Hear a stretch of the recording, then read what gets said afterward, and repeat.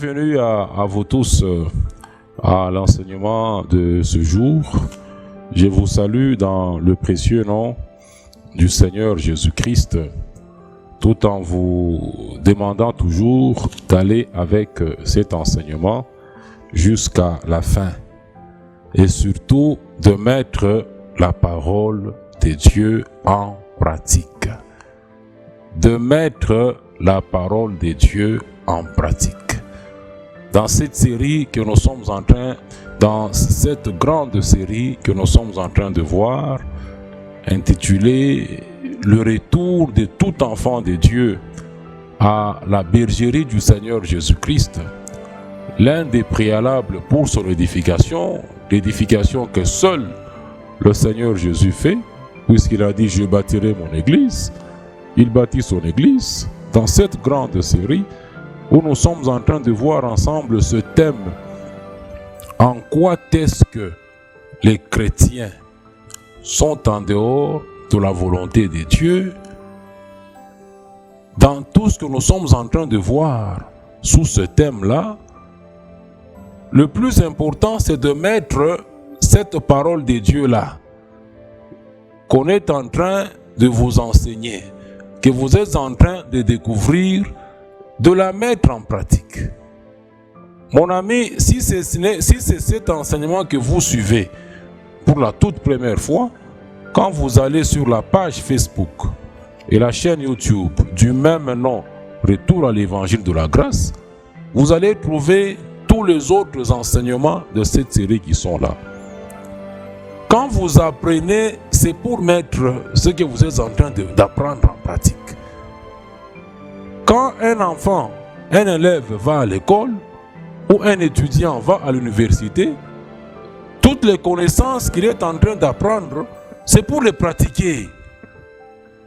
Ce n'est pas pour le plaisir d'apprendre et de ne pas mettre plus tard ce qu'on aura appris en pratique. Sinon, ça sert à quoi?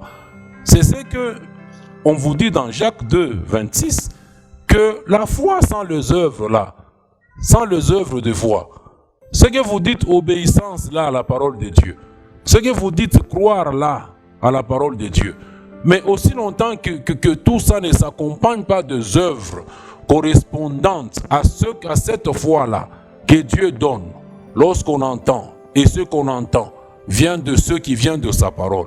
Lorsqu'il n'y a pas d'action correspondante en rapport avec ce qu'on dit foi, ce qu'on entend, c'est que c'est une foi morte. On n'apprend pas pour le plaisir d'apprendre, c'est apprendre et mettre en pratique. C'est ce que même Dieu vous dit encore dans Jacques 1, chapitre 22 jusqu'à 25. Ne vous bornez pas à écouter seulement la parole, en vous séduisant vous-même par des faux raisonnements. Vous écoutez la parole, vous commencez à vous séduire. Donc vous écoutez la parole, vous faites fi, vous faites abstraction de la parole que vous venez d'écouter, mais vous commencez à vous séduire par des faux raisonnements. Ne vous bornez pas à écouter la parole. Mettez-la, mettez la parole de Dieu que vous écoutez en pratique. Mettez-la en pratique. Mettre la parole de Dieu en pratique, c'est faire tout ce que Dieu nous dit dans sa parole qui est contenue dans la Bible. Et je vous le dis toujours, quand vous faites quelque chose, puisque Dieu vous l'a dit, Dieu c'est écrit dans la Bible, c'est Dieu qui est en train de vous conduire. Vous obéissez à Dieu. Vous attendez voir la gloire. La gloire, la gloire de Dieu. Vous voulez voir Dieu descendre dans sa gloire pour vous parler. Vous attendrez longtemps. Vous allez jeûner, rejeûner, déjeuner et il n'y aura rien. Il n'y aura rien. Dieu nous parle tous les jours ici au travers de sa parole qui est contenue dans la Bible. Vous, on vous parle en vous disant même que c'est la parole que Dieu utilise pour vous convaincre, pour vous enseigner, pour vous instruire, pour vous corriger, pour vous instruire dans la justice. Vous cherchez miracle. Merci. Continuez à chercher miracle. Continuez à chercher les miracles. Ça vous amène tout droit en enfer. ça vous amène tout droit en enfer. Continuez à chercher les miracles. Continuez à, oh, papa a dit. Faites ce que papa vous dit. On vous dit ce que Dieu vous dit. Celui que vous prétendez être votre Seigneur. Ce qu'il dit dans sa parole. Ce qu'il a dit par ses apôtres. Par qui il a posé le fondement de son église. Vous vous regardez à ce que les hommes sont en train de faire. Vous obéissez aux hommes. Vous craignez les hommes. Vous avez peur de la mort. Ça c'est compliqué. Ça, c'est quel type d'enfant de Dieu? Des gens qui se disent enfants de Dieu. Ça, c'est quel type d'enfant de Dieu? Ça, c'est quel type d'enfant de Dieu, ça? Acte 5, 29, je crois. Les apôtres ont répondu au Sanhédrin. On les interdisait de continuer à parler au nom du Seigneur. Ils ont dit, jugez les gares, jugez le Sanhédrin là-bas, le tribunal juif là. Était composé de 70 chefs tirés parmi le peuple juif. Ils ont répondu, jugez s'il vaut mieux vous obéir à vous, les hommes, plutôt qu'obéir à Dieu. Mettez la parole de Dieu en pratique. Mettez la parole de Dieu en pratique. Et aujourd'hui, nous continuons toujours sous ce thème de cette série. En quoi est-ce que les chrétiens sont en dehors de la volonté de Dieu? C'est très important. Puisque tout ce que les chrétiens vous faites aujourd'hui, c'est comme Paul le dit chez les Corinthiens, qui ne voulait pas combattre comme battant l'air, donner des coups en vain. C'est ce que vous êtes en train de faire aujourd'hui, en donnant des coups en vain, en battant l'air. En battant l'air, on donne des coups en vain, on est en train de battre dans l'air, c'est que les chrétiens vous faites, quand on est en dehors de la volonté de Dieu. Et dans ce thème de en quoi est-ce que les chrétiens sont en dehors de la volonté de Dieu, ce thème consiste par les enseignements de la doctrine de Christ que je suis en train de donner, d'ouvrir les yeux. D'ouvrir les yeux. D'abord de tout vrai enfant de Dieu et de tous les autres hommes. Selon que Paul pouvait le dire à Agrippa, au roi Agrippa, dans Actes chapitre 26, à partir du verset 17 jusqu'au 18, quand il lui relate dans ces passages l'appel du Seigneur Jésus le concernant, que le Seigneur l'avait choisi du milieu du peuple juif et du milieu des païens vers qui il avait envoyé, au 18, afin d'ouvrir leurs yeux. Afin d'ouvrir leurs yeux. Et pour qu'ils passent des ténèbres à la lumière. Pour qu'ils passent des ténèbres à la lumière. On ouvre les yeux on ouvre les yeux que pour la personne qui est dans les ténèbres. La personne qui ne voit pas clair. Comme la majorité des chrétiens sont aujourd'hui. Pour ouvrir vos yeux. Sous ce thème, tout ce qu'on est en train de dire depuis qu'on a commencé dans cette grande série, et même sous ce thème, c'est pour vous ouvrir les yeux. Et quand vos yeux sont ouverts, c'est pour que vous puissiez passer des ténèbres à la lumière. Il y a une action à poser. C'est ce que je viens de dire dans l'introduction. Il y a une action à poser. Quand vos yeux sont ouverts, c'est pour... vos yeux sont ouverts. Vous recevez une illumination de la parole de Dieu. Vous devez poser une action en passant, en quittant les ténèbres. On vous dit que ça, c'est ténèbres. Il faut poser des actions qui vous amènent à quitter les ténèbres pour aller à la lumière. Et c'est le travail extraordinaire que le Seigneur Jésus-Christ n'arrête pas de faire. N'arrête pas de faire. Il vous ouvre les yeux aujourd'hui sur la doctrine de Christ pour son Église qu'il a donnée une fois pour toutes par ses apôtres. Il vous démontre clairement que son Église à lui, Jésus, n'est pas un ensemble de dénominations chrétiennes. Mon frère, fâche-toi, énerve-toi. Ce que je te dis sur la parole de Dieu. Et si vous rejetez la parole de Dieu, vous ne me rejetez pas moi. Vous ne me rejetez pas. Vous rejetez la parole de Dieu.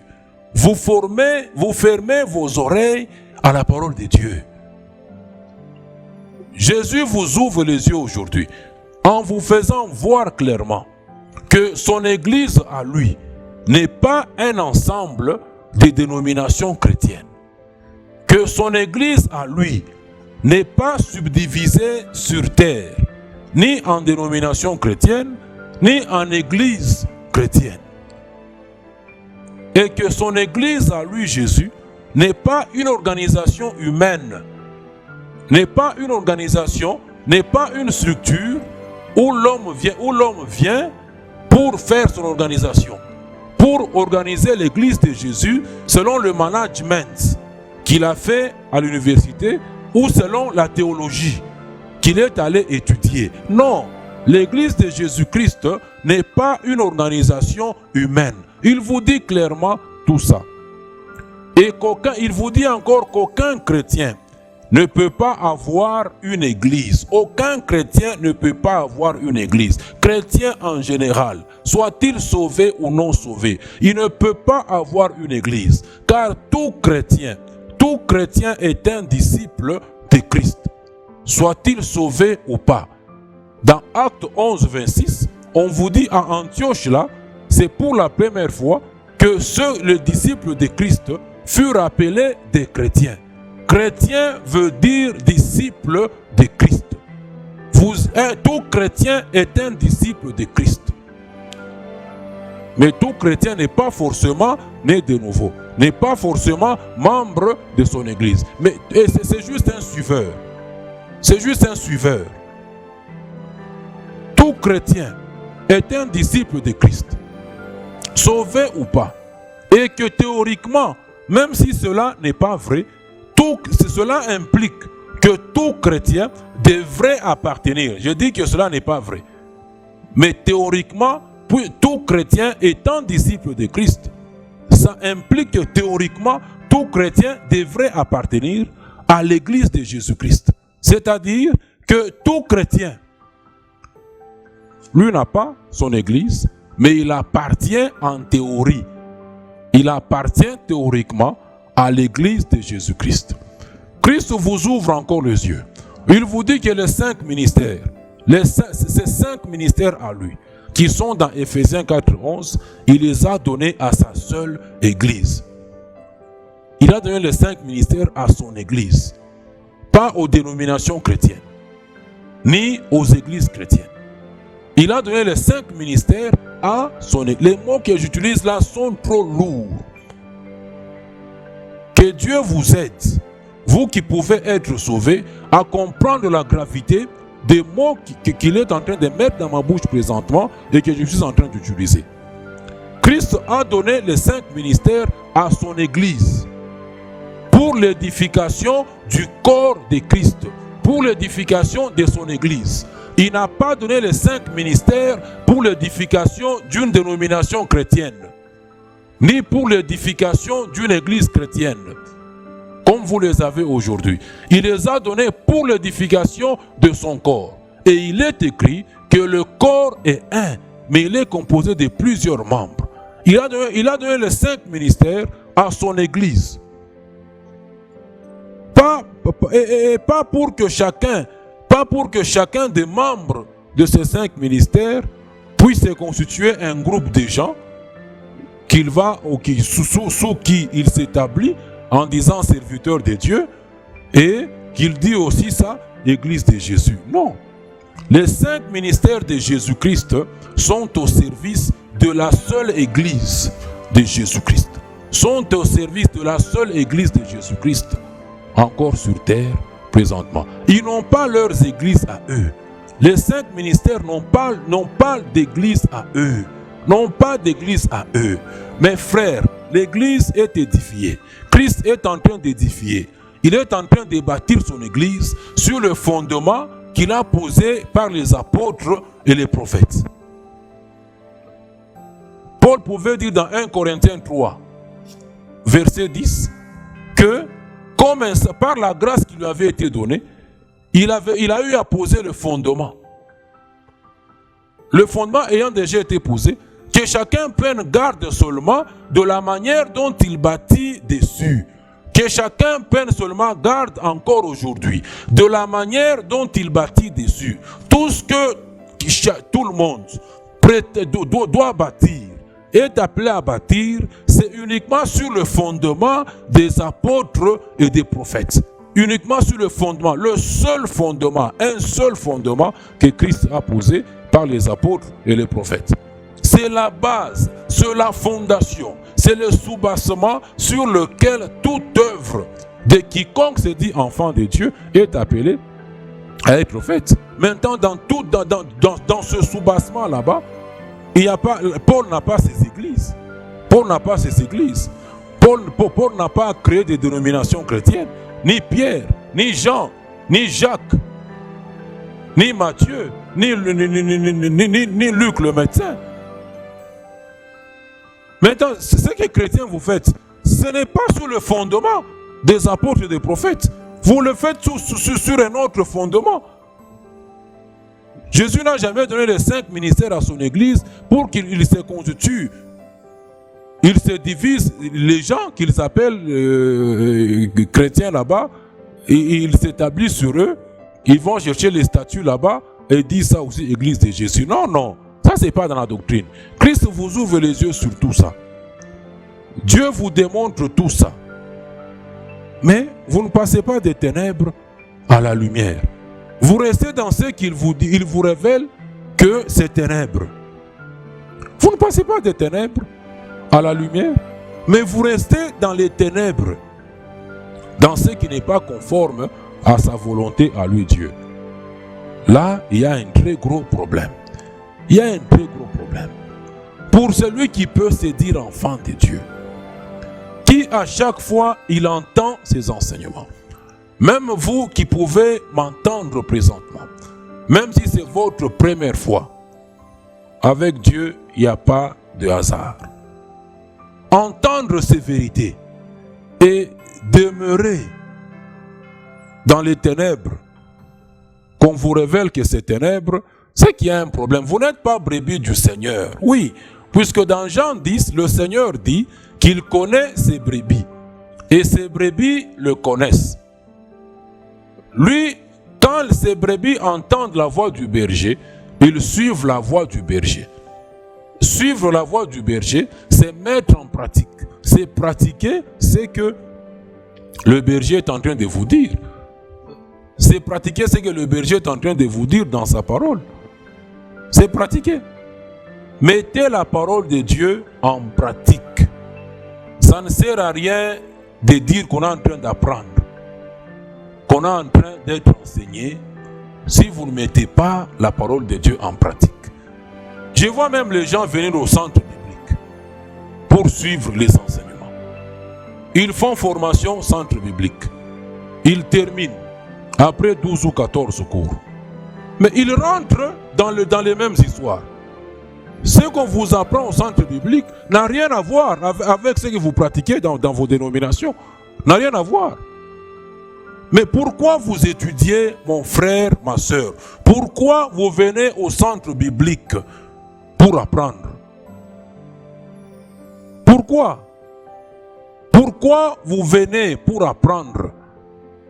Si c'est pour continuer à faire ce que vous étiez en train de faire, mais au travers des enseignements de la doctrine de Christ, on vous révèle noir sur blanc que ce n'est pas de la sorte, mais vous continuez dans les mêmes histoires. Vous continuez dans les mêmes histoires. Voilà pourquoi on n'arrête pas de dire d'abord, on n'arrête pas de dire que la première étape pour tout chrétien, membre d'une dénomination chrétienne, c'est de la quitter. C'est non négociable. C'est un fondement complètement différent, non biblique. Une dénomination n'est pas l'église de Jésus-Christ. L'église de Jésus n'est pas l'ensemble des dénominations chrétiennes sur cette terre. Matthieu 6, 10, priez pour que Dieu fasse sa volonté sur terre et que vous puissiez vous retrouver dans sa volonté à lui Dieu. Et dans sa volonté à lui Dieu, il n'y a pas de dénomination chrétienne. La toute première étape pour tout chrétien, membre d'une dénomination chrétienne, c'est de la quitter. C'est de la quitter car c'est un fondement non biblique. Et quand il quitte, il doit accepter, comme on l'a dit même dernièrement, un renouvellement de l'intelligence. En étant enseigné correctement, en acceptant d'être enseigné correctement, quel que soit le titre qu'il a pu porter dans une dénomination chrétienne, il doit accepter. L'orgueil, Dieu dit, précède la chute. Et Dieu résiste aux orgueilleux. Il n'y a pas de vice-dieu dans l'église de Jésus-Christ. Le corps, il est un, mais composé de plusieurs membres. Ce n'est pas une affaire que moi j'ai 70 ans, ou moi j'ai 80 ans, ou moi j'ai 50 ans, ou moi j'ai 60 ans. Tous les apôtres que Christ a utilisés n'avaient pas l'âge que toi tu as là-bas, sur lequel tu es en train de t'appuyer. On te respecte avec ton âge. Mais devant la parole de Dieu, et toi et moi, nous tous nous devons nous plier à la parole de Dieu.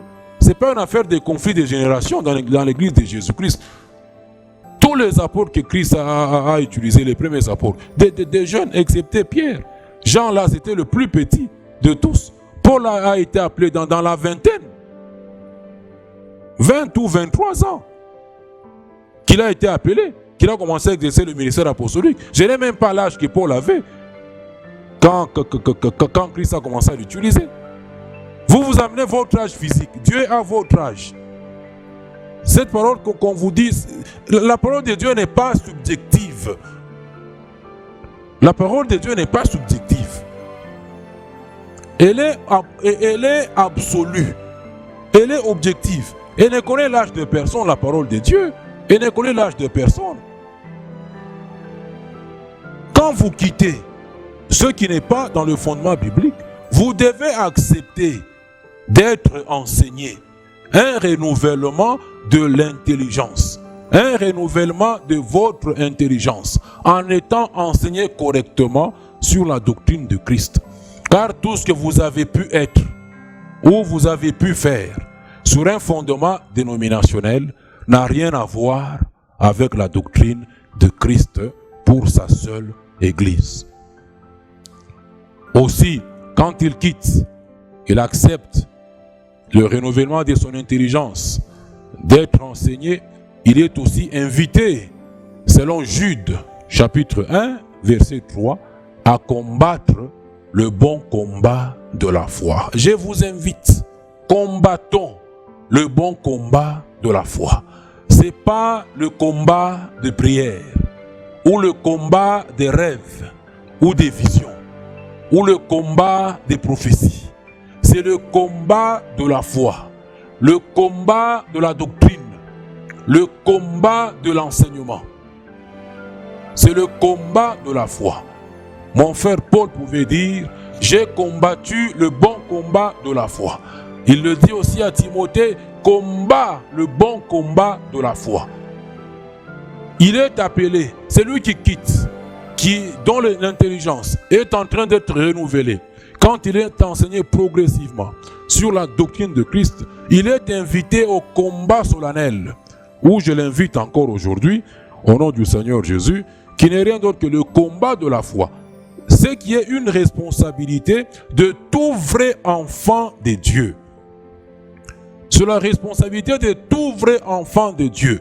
Nous devons dénoncer quiconque se reconnaît un enfant de Dieu, membre de l'église de Jésus-Christ, à laquelle il a été ajouté à son salut, selon Actes 2, 47, 1 Corinthiens 12, 13. Il est invité à combattre, à dénoncer toutes ces faussetés dans lesquelles la chrétienté est actuellement. C'est une responsabilité de tout enfant de Dieu. Tout enfant de Dieu. C'est une responsabilité de tout enfant de Dieu. Et ce combat de la foi consiste à garder, à défendre le vrai message de Dieu. Ou le vrai message ou la doctrine de Christ. Et ce combat de la foi consiste à faire uniquement ce qui est biblique. Uniquement ce qui est biblique. Uniquement ce qui est biblique. Et qui concerne principalement l'Église de Jésus-Christ au travers des enseignements donnés par les apôtres de Christ dans leurs épîtres. Mais non seulement au travers des enseignements donnés par les apôtres de Christ dans leurs épîtres, mais aussi à recevoir un nombre infini, un infini nombre d'enseignements, d'instructions, de corrections que l'on peut tirer des autres faits bibliques, des autres écritures bibliques déjà accomplies et que Dieu a même déjà aboli. Car 2 Timothée 3,16, toute écriture, non seulement écriture dans les épîtres, toute écriture, même écriture dans la loi que Dieu avait donnée à Moïse, même écriture dans les prophéties de Dieu sur Israël, peuple terrestre de Dieu sous la loi. Toute écriture est inspirée de Dieu et utile pour nous enseigner.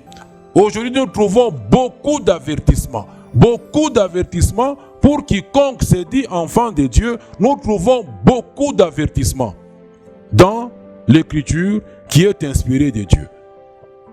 Que ce soit dans la loi, dans les prophètes et même dans les épîtres des apôtres.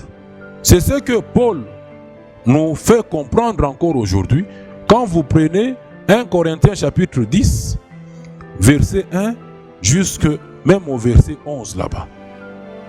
Du verset 1 au verset 4, Paul vous décrit les avantages que Israël, sous la loi, a eu à expérimenter, a eu à avoir avec Dieu. 4 avantages que les Juifs avaient quand Dieu traitait avec eux sous la loi, sous l'ancienne alliance. À ces 4 avantages, Paul applique un contraste de 4 péchés. Du verset 7 au verset 10. 4 péchés qu'Israël avait commis. Il n'avait pas commis que les 4 péchés là-bas, plusieurs. Mais 4 péchés, entre autres l'idolâtrie, le péché d'idolâtrie, l'impudicité, la tentation, ils ont tenté Dieu, et les murmures. À ces 4 péchés, 4 avantages d'un côté, 4 péchés qu'Israël a commis, et à chacun des péchés, Dieu a puni les Juifs. Mais au verset 6 d'un Corinthiens 10 là, qu'est-ce que Paul nous dit? Dieu nous dit par Paul: or ces choses sont arrivées pour nous servir d'exemple. Vous comprenez? Ces choses qui sont arrivées à Israël sous l'ancienne alliance, pendant que Dieu traitait avec eux sous l'ancienne alliance, ces choses sont arrivées pour nous servir nous aujourd'hui, pour vous servir mon frère, toi qui m'entends présentement, que ce soit à la radio, sur ton écran de téléphone ou à la télévision, dans n'importe quel pays où tu peux être, pour vous servir d'exemple. Toutes ces choses qui sont écrites sont arrivées à Israël pour nous servir d'exemple, afin que nous n'ayons pas de mauvais désirs, comme les Juifs l'ont eu sous la loi. Afin que nous n'ayons pas de mauvais désirs. Au verset 11 là-bas, qu'est-ce qu'il dit encore? Ces choses leur sont arrivées pour servir d'exemple. Pour nous servir d'exemple. Et elles ont été écrites pour notre instruction. Elles ont été écrites pourquoi? Pour notre instruction, à nous qui sommes parvenus à la fin des siècles. Pour que tu ne puisses pas croire, te tromper, te séduire avec la grâce de Dieu que tu ne comprends pas, que tu ne maîtrises pas. Avec la grâce de Dieu qui, selon toi, c'est un permis pour pécher. Mon frère, tu ne connais pas Dieu. Si pour toi, puisque aujourd'hui on te dit, période de la grâce, toi tu dis c'est un permis, c'est une autorisation pour pécher, pour pratiquer le péché, c'est que tu n'es même pas sauvé. Tu n'es même pas un enfant de Dieu. La grâce n'a jamais été un permis, une licence, un feu vert que Dieu donne aux hommes pour pécher, pour vivre de n'importe comment, pour faire ce qu'ils veulent faire. Dans Romains 6, vers la fin de Romains 5 là-bas, Paul vous dit dans Romains 5, au verset 20, « Or la loi est intervenue pour que l'offense abondât. » Voyez l'objectif pour lequel Dieu a donné la loi. Dieu a donné l'ancienne alliance à Israël pendant qu'il traitait avec eux. Il leur a donné la loi afin que l'offense abondât. Pour que le péché, pour que l'offense abonde, pour que le péché se multiplie. Car la loi est venue révéler le péché. La loi est venue révéler le péché.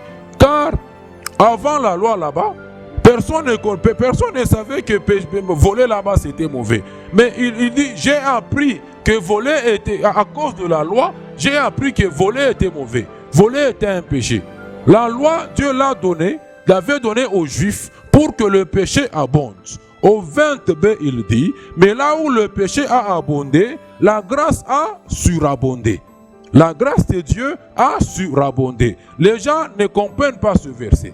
Ils pensent qu'ils peuvent pécher. Ils peuvent faire tout ce qu'ils veulent faire, alors que l'apôtre Jean, mon frère Jean, vous dit dans ses épîtres que celui qui est né de Dieu ne pratique pas le péché. Il ne pratique pas le péché. Il ne fait pas du péché une vie. Il ne pêche pas par habitude. Il ne programme même pas de péché. Il s'assoit dans sa chambre, il calcule là-bas pour aller pécher. Celui qui est né de Dieu ne pratique pas le péché. Il ne fait pas du péché une pratique régulière. Les gens ne comprennent pas ce verset.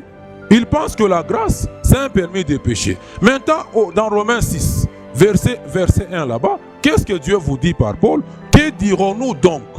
Demeurions-nous dans le péché, afin que la grâce abonde? Loin de là.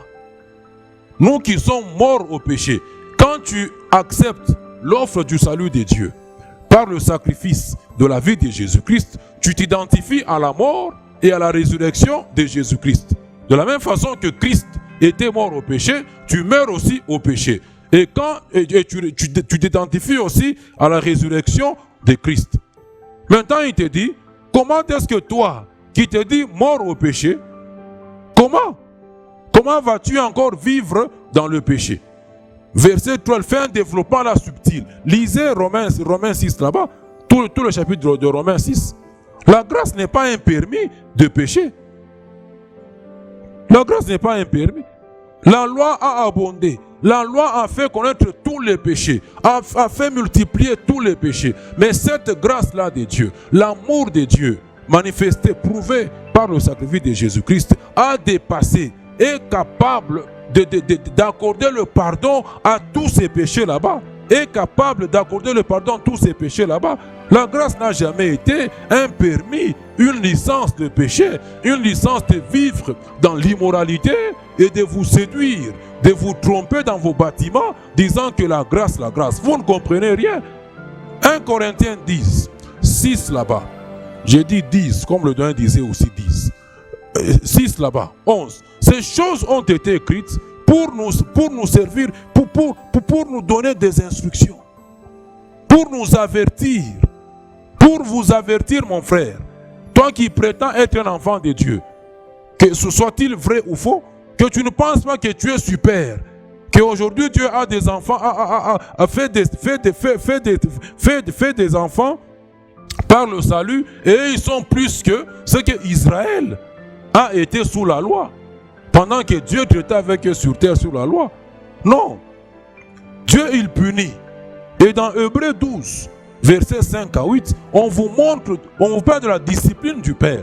Dieu discipline, il ne badine pas, Quand tu quittes, tu es seulement en dehors de sa volonté. Ce qu'il fait là-bas, c'est la discipline punitive.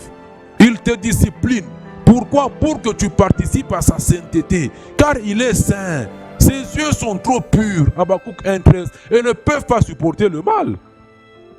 Nous tirons beaucoup d'enseignements, nous tirons beaucoup d'instructions qui nous aident dans notre marche avec Dieu aujourd'hui. Quel privilège il vous a été donné, il vous a été beaucoup donné. Vous de cette génération, vous connaissez tout ça, c'est écrit.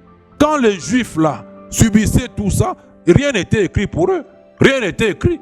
Vous avez des exemples, des modèles qui vous enseignent sur la sainteté de Dieu, qui vous enseigne sur comment vous devez marcher avec Dieu aujourd'hui, mais vous continuez à chanter, grâce là, mal interprétée. Vous ne connaissez rien.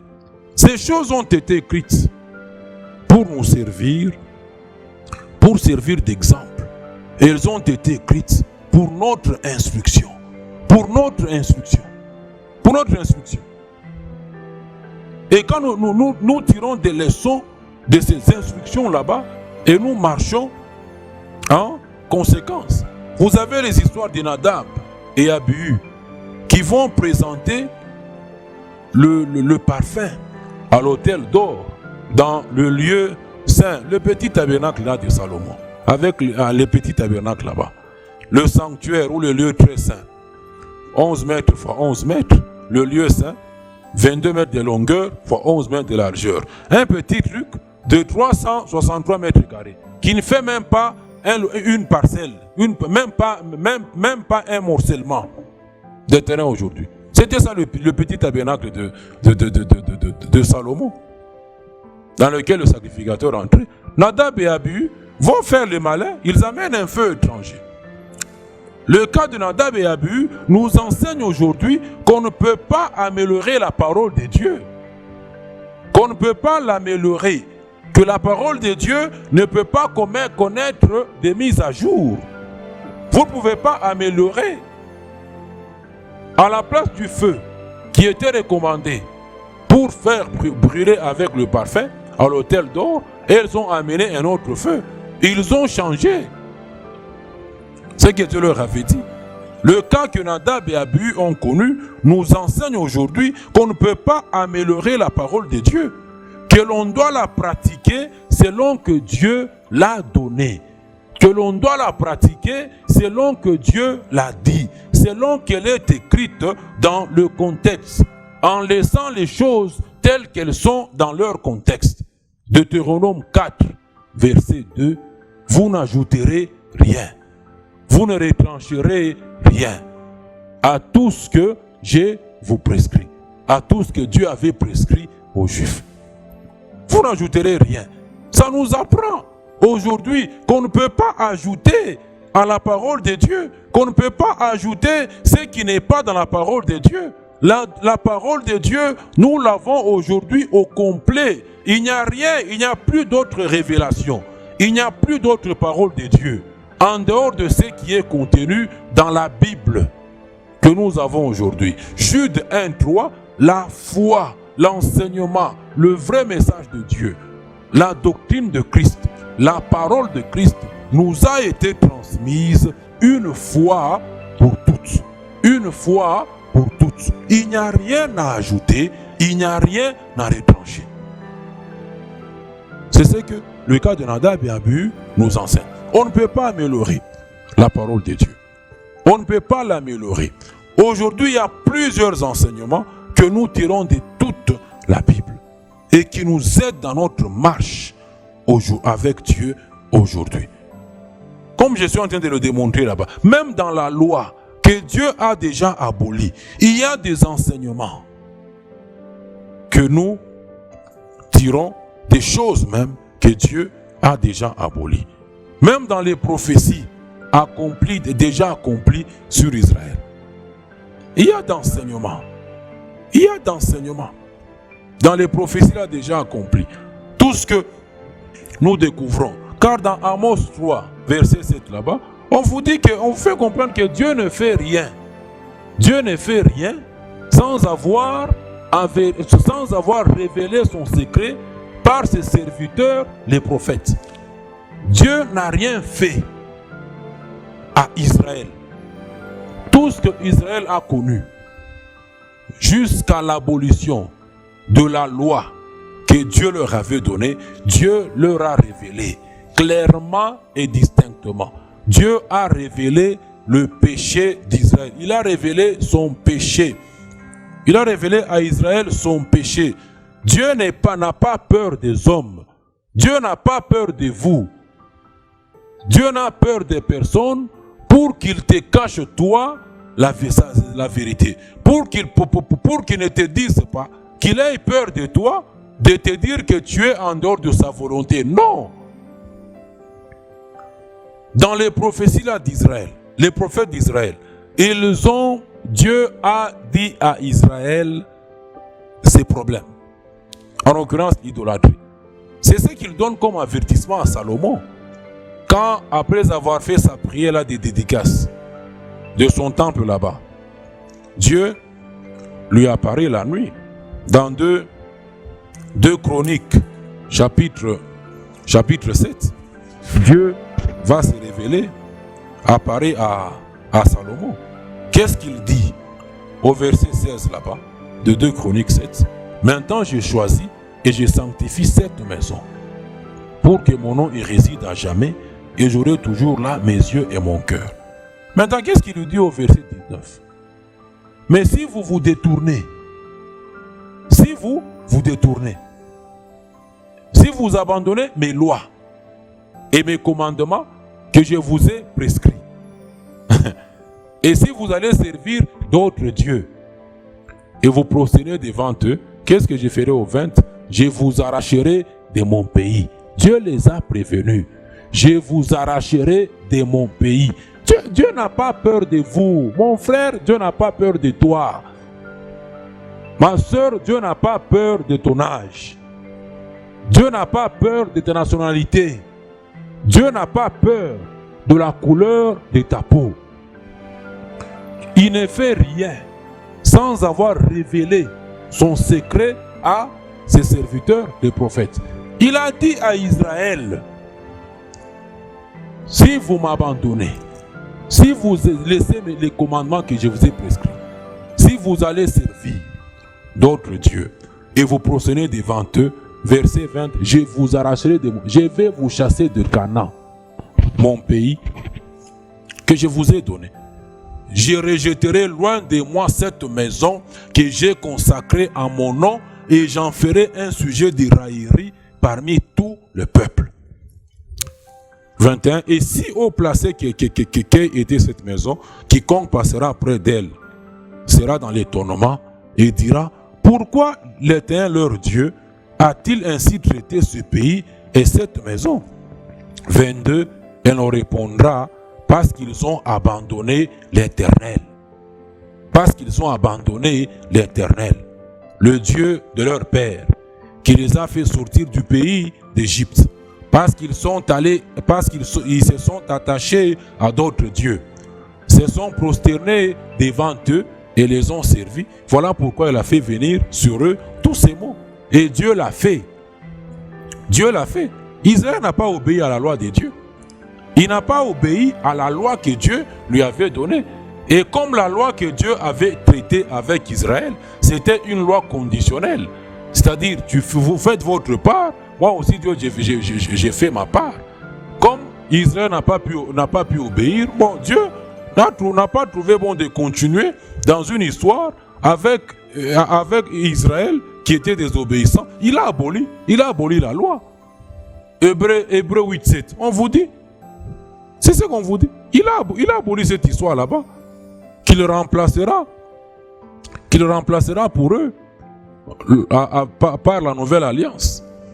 Par la nouvelle alliance. Il a aboli. Dans Hébreux 8 là-bas. Verset 7, 8, 9. Car 9 là, la dernière partie.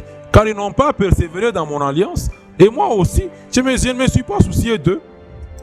Ils n'ont pas persévéré. Ils n'ont pas été trouvés fidèles dans leur engagement qu'ils avaient pris au mont Horeb, qu'ils allaient obéir au commandement de Dieu. Dieu ne s'est pas aussi soucié d'eux. Il a aboli cette histoire là-bas, qu'il remplacera par la nouvelle alliance, qu'il traitera avec eux après la tribulation. Vous comprenez? Nous tirons beaucoup d'enseignements aujourd'hui dans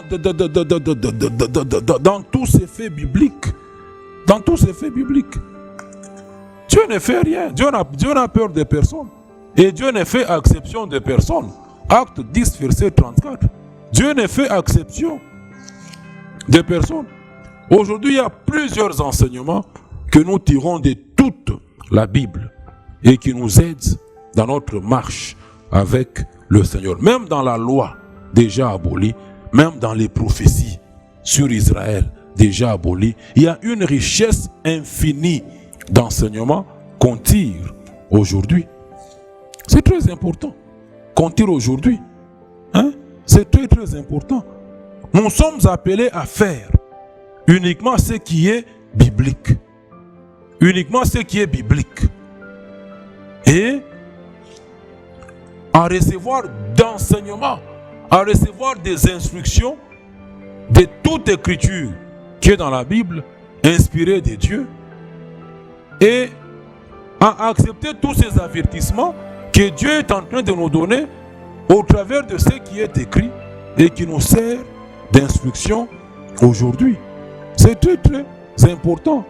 Mais ce qui est aussi très important, je vous le dis toujours, mon frère, ma soeur, vous qui vous faites appeler chrétien, ou qui pouvez l'être, ceci, c'est qu'il faut éviter de confondre l'église de Jésus-Christ à Israël, à ce que Israël était sous la loi. Non, non, il ne faut pas confondre.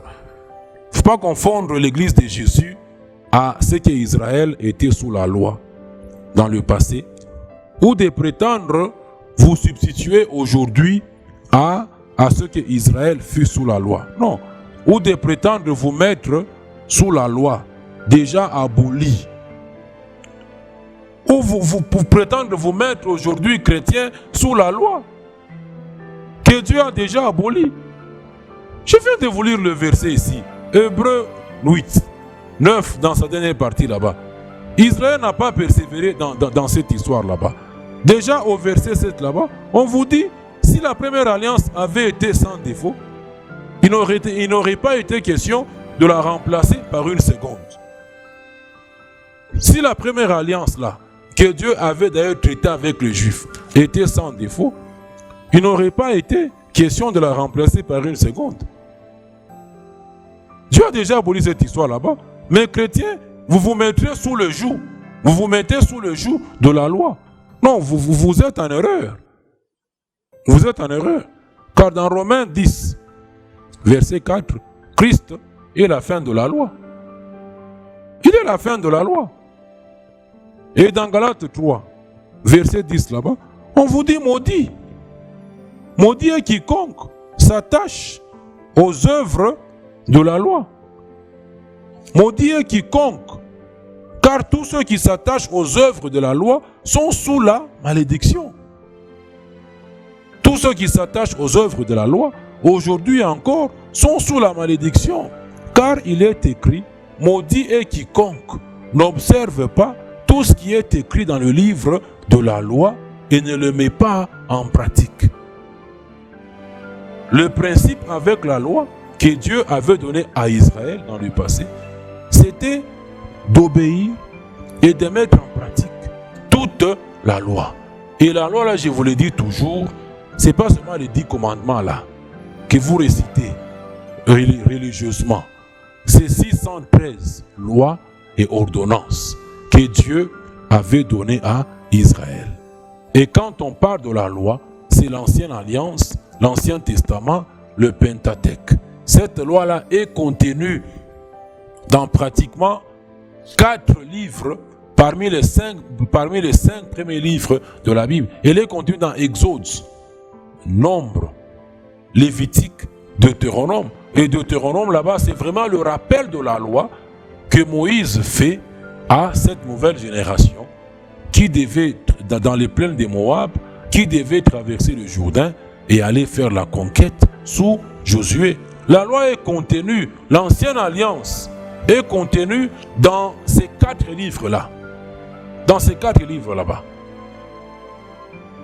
Et il fallait obéir, mettre en pratique à toutes ces lois et ordonnances que Dieu leur avait données pour être bénis sous le régime de la loi. Personne n'a pu le faire. obéir à 612, désobéir à une seule loi, vous mettez sous la malédiction. Maudit, maudit est quiconque n'observe pas tout ce qui est tout. Il ne fallait pas observer 2 ou 10 commandements seulement. Tout ce qui était écrit dans le livre de la loi. Et que nul ne soit justifié devant Dieu par la loi. Verset 11.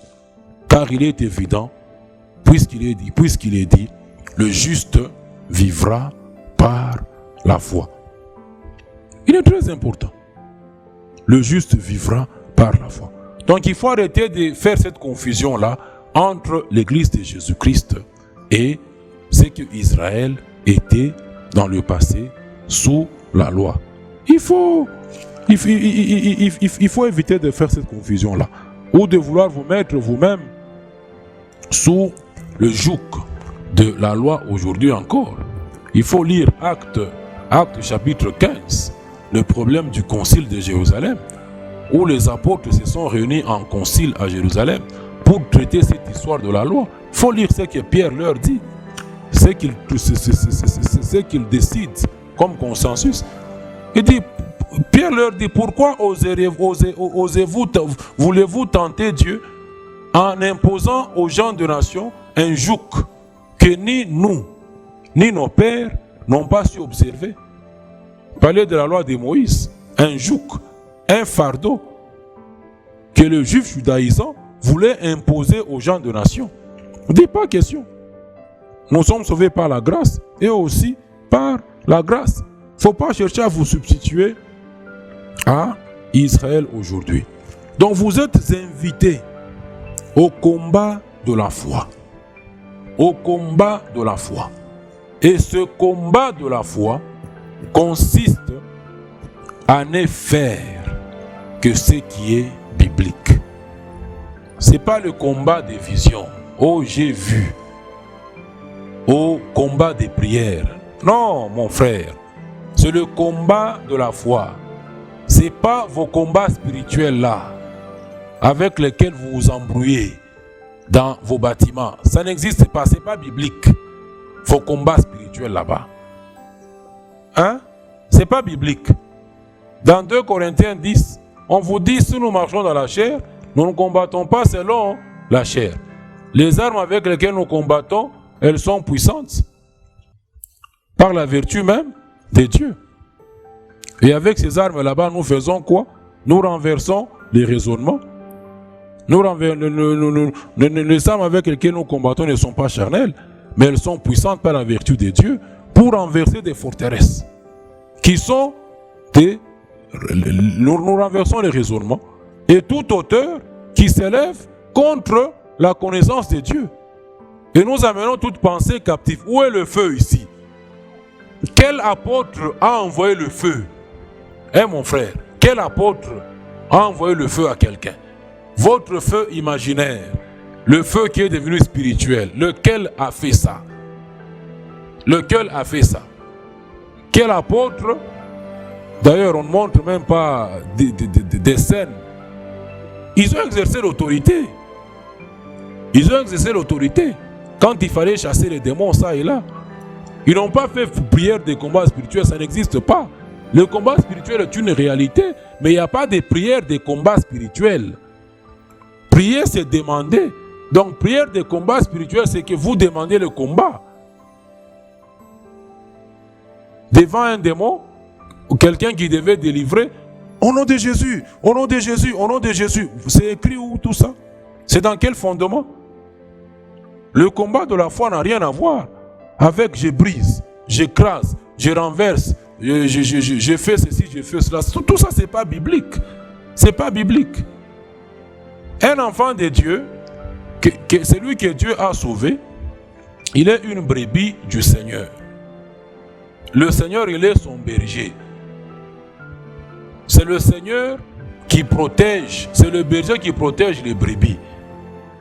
Jésus n'a pas envoyé son église dans un combat spirituel quelque part. Pour aller faire combat spirituel. Dans Matthieu 28 là, qu'est-ce qu'il leur dit? Dit, allez de par le monde, faites de toutes les nations des disciples. il leur dit, tout pouvoir m'a été donné dans les cieux et sur la terre. Il n'a pas donné le pouvoir à personne. Il ne l'a donné à personne. À la fin de sa mission, quand il doit rentrer au ciel, il n'a donné le pouvoir à personne. Il dit seulement, tout pouvoir m'a été donné dans le ciel, m'a été donné à moi, dans le ciel et sur la terre. Il ne l'a donné à personne. Le pouvoir, c'est la capacité de produire des résultats. Quand vous voyez Jésus agir, guérir les malades, il dit, prends ton lit et marche. Jésus ne dit pas au nom de Jésus. Il ne vient pas devant un malade, il dit encore au nom de Jésus, prends ton lit. Non, il prend ton lit, il ordonne. C'est ça le pouvoir. Toi et moi, si nous prions au nom de Jésus, c'est que c'est lui qui détient le pouvoir. C'est ce nom-là qui détient le pouvoir. Ce n'est ni toi ni moi. Et ni le démon, ni Satan ne m'obéit pas. N'a pas peur devant mes gros muscles. Satan a peur. Il fléchit. Tout genou fléchit devant le nom de Jésus-Christ. C'est ce nom-là qui a le pouvoir. C'est lui qui a tout le pouvoir. Il ne l'a pas légué à quelqu'un. C'est lui qui l'exerce. Tu pries au nom de Jésus. Quand il faut exercer l'autorité au nom de Jésus, ce n'est pas en ton nom. Si tu avais le pouvoir, tu ferais aussi comme Jésus. Arrive quelque part et prends ton lit, marche, sois guéri. Si tu utilises le nom de Jésus, c'est lui et lui seul qui a le pouvoir. Le combat de la foi n'a rien à voir avec tout ce que vous faites là. C'est le combat de la doctrine.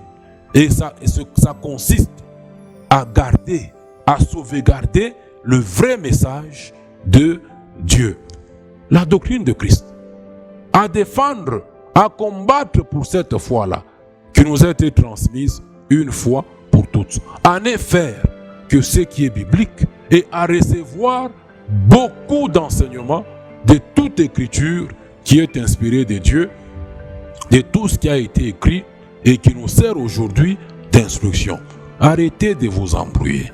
Ouvrez vos yeux et mettez la parole de Dieu en pratique. Mettez la parole de Dieu en pratique. On vous dit que c'est ça, c'est des ténèbres. On vous ouvre les yeux pour que vous passiez des ténèbres à la lumière. Il faut quitter les ténèbres. Il faut quitter tout ce qui n'est pas dans la foi qui nous a été transmise une fois pour toutes. Tout ce que vous faites sur un fondement dénominationnel qui n'est pas selon la foi qui nous a été transmise une fois pour toutes ne sont que des œuvres mortes. Je vais m'arrêter là. Dieu voulant, je continue prochainement, toujours dans cette série, en quoi est-ce que les chrétiens sont en dehors de la volonté de Dieu.